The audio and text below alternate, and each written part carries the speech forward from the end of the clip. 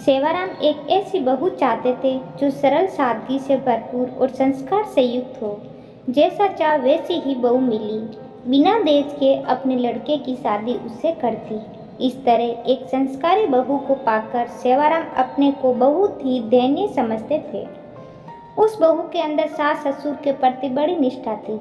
जब सास ससुर सामने हो तब कभी भी अपने पति से बात तक नहीं करती थी। अदब और संस्कार बहू को एकदम शालीन बहू बना रहे थे। आजकल की बहुओं को भी इस तरह के संस्कार से युक्त होना चाहिए। सास ससुर से कभी भी ऊंची आवाज़ से बात तक नहीं की। समय परिस्थितियां बदली लेकिन बहू के संस्कार उतार चढ़ाव में भी बिल्कुल शालीन बने रहे। 2 रोटी भले ही कम खाई होगी लेकिन एक रत्ती आवाज़ तक नहीं निकाली। किसी चीज़ की जिद नहीं की।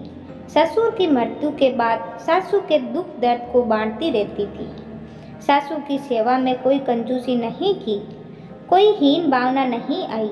सासू को अपनी माँ से भी ज़्यादा प्यार दिया करती थी। शायद ईश्वर को मंजूर नहीं था। एक सड़क हादसे में बहू के पति की मौत हो गई। आखिर अब दुख के दिन आ ही गए थे। बहू के गर्भ में 3 माह के शिशु का भी आगमन हो चुका था। कुछ लोगों ने सलाह दिया कि गर्भपात करा ले ताकि दूसरी शादी करने में कोई समस्या न आए। कुछ ने सलाह दी कि बेटी अगर घर को छोड़कर जाएगी तो बेचारी सासू का क्या होगा, बिन मौत मारी जाएगी, अनाथ हो जाएगी।